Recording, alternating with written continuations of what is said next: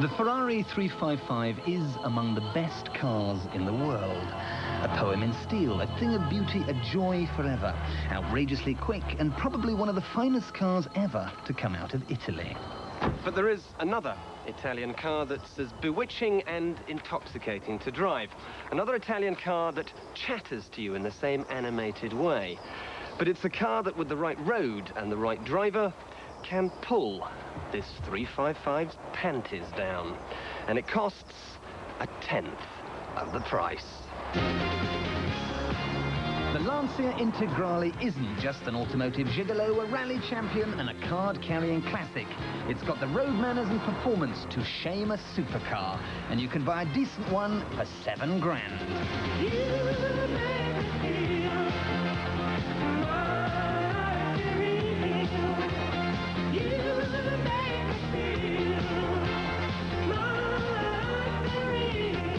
Now, I'm no great fan of 80s Italian cars with their recycled washing machine steel and crappy interiors. But the Integrale can even tickle the heart of a jaundiced old cynic like me. It is quite simply sublime. You see, the Integrale does what so few others can. It turns driving into a sensual experience. There's an energy that ripples through your soul every time you touch that wheel.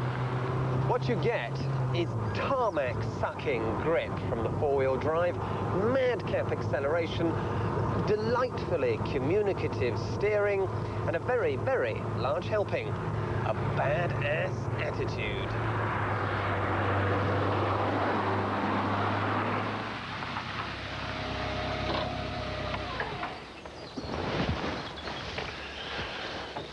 Now, we're not normally given to showing you the oily bits on this programme, but on this occasion I have to make an exception because this is a little diamond of an engine.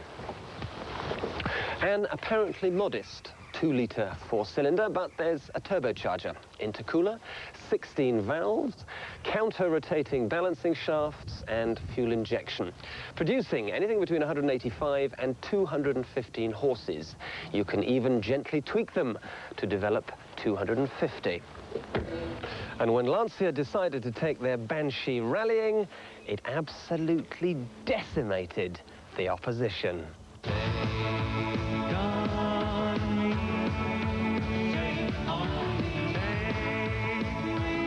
Lancia's Hotshot won the World Rally Championship no less than 5 times in a row. Between 87 and 91, nothing could touch it.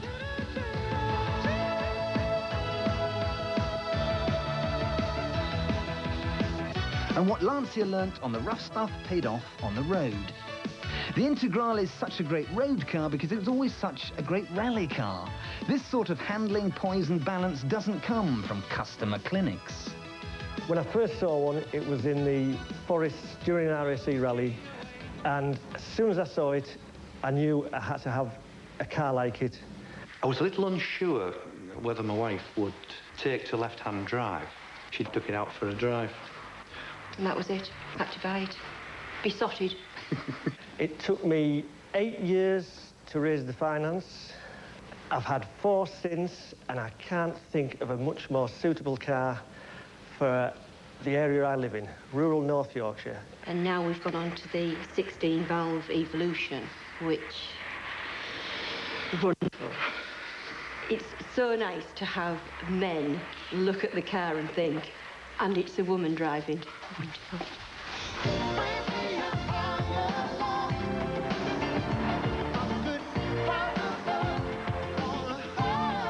Never mind the crushed budgerigar yellow. An Evo like this with impeccable provenance and history could be yours for 16 grand. One of the most entertaining investments you'll ever make. But like all prima donnas, the Integrale has plenty of character flaws. The interior, to start with, it's got grisly suede seats. The instrument binnacle looks like it's been lifted straight out of an 80s Fiat Regatta. These little indicator stalks here are so thin and flimsy that you fear for their lives every time you move them.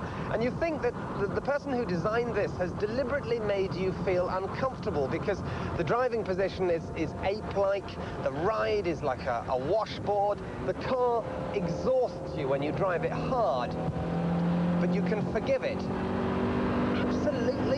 anything. So just how quick is this little car? Well, I could show you, but you can't feel that, I can. So let's give you some numbers instead. 60 comes up in 5.6 seconds. That's as quick as a Nissan Skyline. But 50 to 80, it's as quick as a 911. Take it from me, this is a devastatingly fast little car.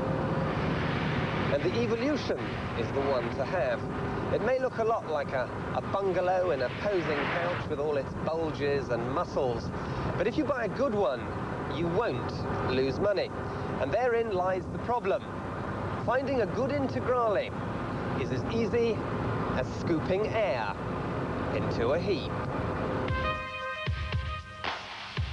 You must have one with a dealer service history. You must make sure it's not stolen, crashed or thrashed, and you must get a professional inspection because Integrales come in two conditions, very good or very bad. And watch the scores that are being imported from Germany. They may sound temptingly cheap, but unless you can talk to the previous owner, turn on your heel and walk away. So how do we judge this little rocket ship? Where does it come? In the halls of motoring nirvana? Well, I'm going to make an apocalyptic statement here. I'm going to say that the Lancia Integrale is better than the Subaru Impreza. It's almost as fast, but it's so much more glamorous. It is, after all, Italian. This car isn't just an icon. It's one of the most bewitching and captivating cars in the entire world.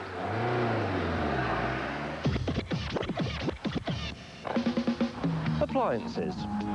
Pleasingly convenient, usefully reliable, relentlessly unexciting. Appliances such as the kettle, the hairdryer, the toaster, and the Toyota Starlet. Intended to evoke the glitz of a Hollywood prima donna, the name actually sounds more like a lavatorial air freshener. Fortunately, the Starlet's on the way out. Toyota is suddenly taking the Super Mini very seriously indeed, and it's designed a replacement on a piece of paper this clean. They've given us the Yaris. Nice to see Toyota hasn't abandoned the silly name tradition and picked a handle that rhymes with Paris to suggest something très chic and fashionable. From 2001, they'll even be making it in France. Still sounds like it belongs around the U-bend, though. On the other hand, the Starlet's styling, which was a bit Van Ordinaire, has been junked in favour of something far more interesting. Have a look at that front grille. Weird. I think Toyota's gone a bit bonkers. Toyota's newfound bonkerness continues on the inside, starting with those little eyeball vents based on old pastry cutters. You sit up very high, and in front of you there's this huge mound of plastic on the fascia, but no instruments, not as we know them, Jim. Instead, there's a digital display which floats in outer space in the middle and is viewed down this black hole. There are more black holes down here as well, saucy little cubbies for holding things. Well, I've got a gripe. Because this is a Toyota, the interior is available in the following range of colours. Rhinoceros. And look at the texture on that bit.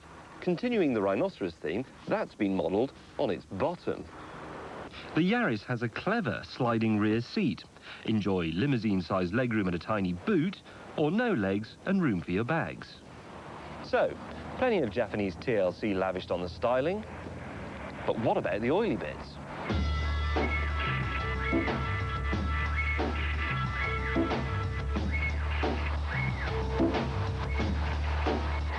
It's not just clever shapes. Toyota decided, rightly in my view, that nothing short of an entirely new engine would do the trick. So that's what we got. It's a dinky little 1-litre unit featuring smarty pants variable valve timing. VVTi, Toyota calls it. What it means is this, that with 67 brake horsepower, this is the most powerful 1-litre car engine in the known universe. The suspension is of a very conventional design. Bits of bent metal, springs, that sort of thing. But again, it is all new and, claims Toyota, tuned to European tastes, whatever that means. The Yaris isn't a bad handler, actually, but it's a little bit light of control. It's a bit vague. It's a bit like a video game, but it is Japanese.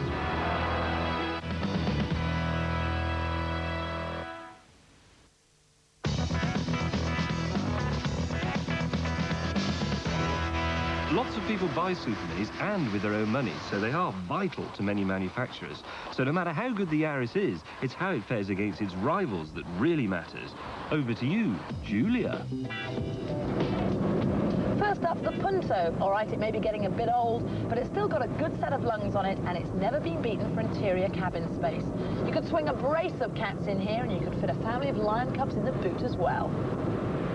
The Punto was the best-selling car in Europe last year. That's thanks largely to the space and to good engines. But it isn't a spring chicken anymore, and it's due to be replaced later this year. The car's a good little mover, and it's Italian, so of course it's good looking as well. Cute nose, sexy rear, with those distinctive high-set tail lights.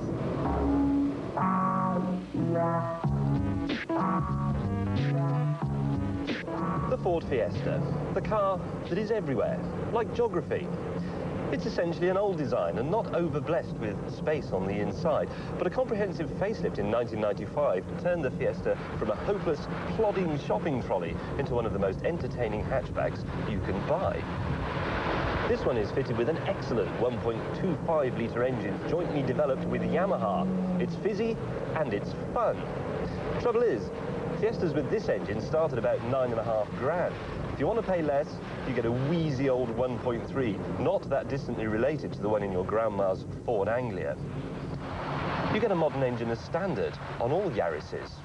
Yari or Yari. Answers on a postcard. However, if it's French chic you seek, then voila the Renault Clio. Ba-ba-boom, as they say here in Milton Keynes. It's wieldy and it's chuckable, and even though its 1.2-litre engine is GB, that's grunt bereft, it revs hard to make up for the limited output. French chic becomes French cheap, however, when your eyes rest on the dashboard. If the Yaris was rhinoceros grey, then this is elephant gris. There's less plastic on share. Now, someone at Peugeot has a really deep understanding of what makes a car feel good to drive. If you drive a £25,000 Peugeot 406 Coupe, you'll know exactly what I mean. Fortunately, you'll still know what I mean if you drive this 206. It's very pert and eminently pointable. Trouble is, it's a bit of a triumph of style over space. It's terribly cramped in the back.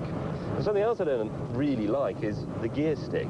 It's a bit flippity-flop.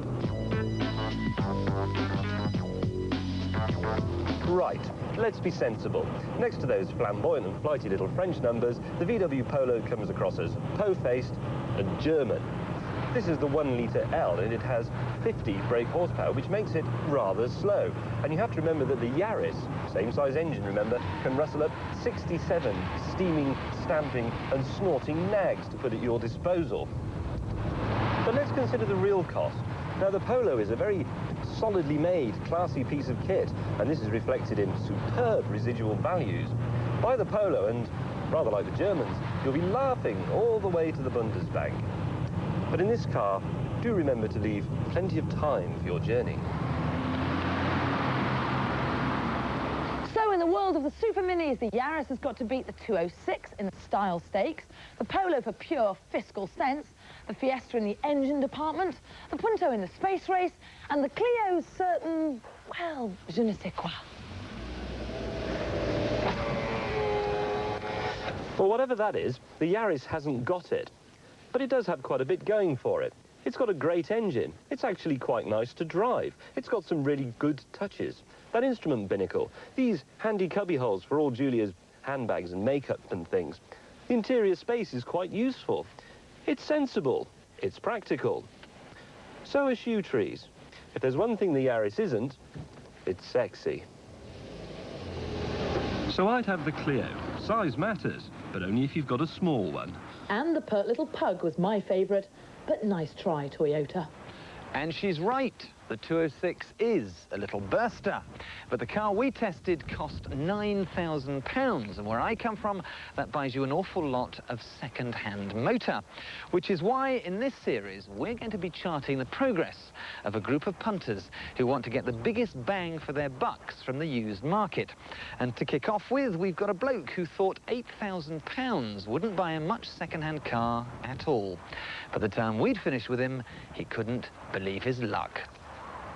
Meet Ian Sankey. He's giving up his company Audi A4, starting his own business, and this is what he wants. I'd like to get a Scorpio that's preferably a 95N reg. It would be the Ultima model because basically it's fully loaded with everything. So I really, really want automatic this time. I would love a CD player, and also it has to have air conditioning. We gave him a sheaf of car mags, and within minutes, he's made his first mistake. He's distracted by a Lexus GS 300 for £8 grand. Sounds cheap, but there's a catch. The dealer tells him it's not a GS, but an ES 300, which, if he'd done his homework, he would have known was a miserable Japanese grey import. He could have stayed at home, instead of driving 2 hours from Tamworth to Peterborough to this industrial estate. And here it is, and Ian reckons it's a bit of all right. Trouble is, the ES was never sold in the UK, doesn't appear in any price guides, so nobody knows what it is. Selling it on later won't be easy. It may say Lexus, but it bears no relation to the ones we buy in this country. A glance at the registration document reveals all, but to be fair, the dealer did come clean and told Ian about the car's Oriental origins. What he didn't say was that if you need a part, it'll have to be specially ordered from Japan, and a UK Lexus dealer won't be able to help at all. Mercifully, Ian didn't do the deal there and then, but he walked away with a worrying twinkle in his eye. It's a very nice car. I'm very tempted to buy it if it all works out properly. Back home, and he starts the ticklish business of getting insurance. Good morning, yes. I'd like an insurance quote, please. Something that for you. After a red-eared morning on the phone, he got nowhere fast, because most brokers hadn't even heard of the car. Are you still there? Yeah, I'm just looking for the car. And unbelievably, his only quote was £1,000. By now, Ian was beginning to get the message. No, that's it. I'm not buying it. With no more distractions, he's back on the trail of a Granada Scorpio. He's found one at a dealership in Wokingham, a 95M with 50,000 miles, the old shape, and a couple of grand too dear. Ian, this baby will depreciate like crumbling masonry. But he likes it, has taken it for a test drive, and already the dealer can smell blood. He's giving Ian the full sales job. Brake pedals, we look at the seats, the wear on the carpet, the wear on... Back on the forecourt, and the dealer doesn't waste any time. He sits Ian down and starts explaining the warranty. Okay. It's known as a total warranty. By that, all mechanical and electrical parts are covered. Okay. Okay? And that includes labour as well. Okay, does that include something like an exhaust? Or... They have a few exclusions, as you've probably read, and general wear and tear items are not covered. So exhaust, frictional items like brakes are not covered. Okay. However, I would hope before you took the... Ian, this is the dangerous bit. You've shown enough strong buying signals that the dealer is now going to try and close the deal. Naturally, the car is up for sale. If you'd like us to take it off for sale, subject to an AA report, we will require a deposit, which is returnable if the AA give you anything detrimental on that vehicle. Okay. First thing I'll do is find out what the AA have to say. Fine. And then give you a call. If the report was favourable, would you be prepared to go ahead with the car? I'm not sure yet. Okay. He did well to resist. The car was far too expensive, and to prove it, we found this new shape 95N 2.9 Scorpio Ultima loaded with all the ritzy bits for £8.5 grand. The best granny money can buy. So we packed Ian off to view it. From what they've said on the phone, it's a beautiful car, and I've already managed to negotiate the price down to 7.5, so now it's within the budget, which is an unbelievable price, really. It's decision time today, I think. I mean, I would really like this new shape Ultima. I think from how they've described it, it would just be the car that I wanted right from the start. What's under the bonnet? But Ian's still pretending to be a mechanic. A little learning is a dangerous thing. If you don't know what to look for, then don't try. You'd be better served talking to previous owners and verifying that mileage. Hydraulic bonnet, they're cool. But it is easy to check out the bodywork, and Ian knows his stuff. One of the things I was looking for was for any possible signs of any resprays, but this is, you know, just nice dirt. It's all consistent colours. And with something as complicated as this Ultima, it pays to make sure that everything still works. Right, you want to explain what all the gadgets are then I've got to play with? You've got electric sunroof. In fact, why am I selling this car? It is a very nice car. And remember, there's no dishonour in getting a professional inspection. Ian did. For £120, our man checked the Scorpio inside, outside and underneath. All he could find was some corrosion and light scoring on the front discs and an intermittent misfire, which inevitably will mean a bill. Ian now found himself with a handy negotiating lever.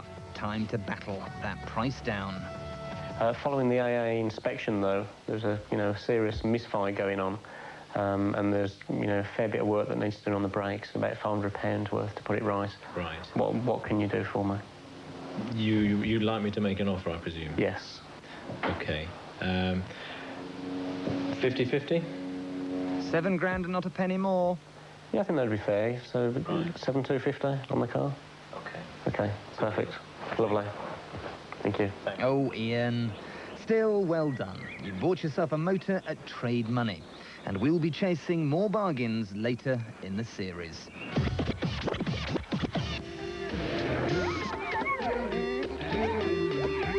Ever since I was a tiny tomboy, I've loved to play with my toys in the mud.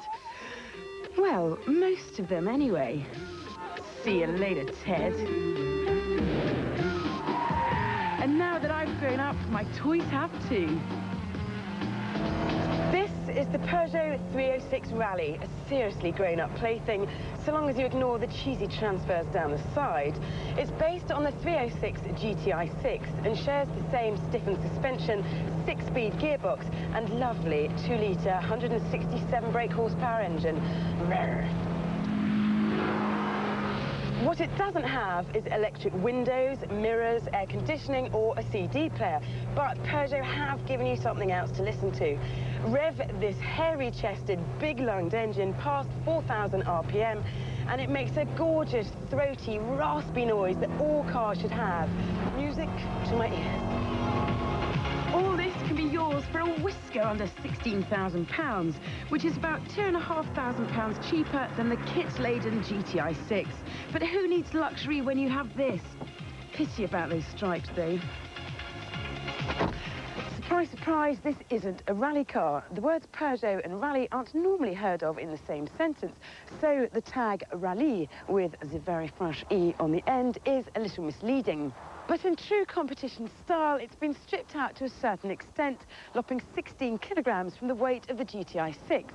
Put a toddler in the back and you lose that advantage, though I wouldn't recommend it for one very good reason. The 306 Rallye is one of the best handling hot hatches money can buy. Take it through a series of bends and the accurate steering and wonderful chassis can't fail to put a grin on your face. The child in the back, on the other hand, will probably just add to the smattering of colour that's already on the cloth. Serves them right for coming with Auntie Vic. But be warned, it's not all fun and games. The front-wheel drive chassis is fitted with passive rear steering, which enables the rear tyres to move for extra cornering stability. But don't get too cocky, because it's not foolproof, especially if you stonk into a wet bend. It doesn't matter that there are no toys to play with, because this hot hatch is the best toy of all.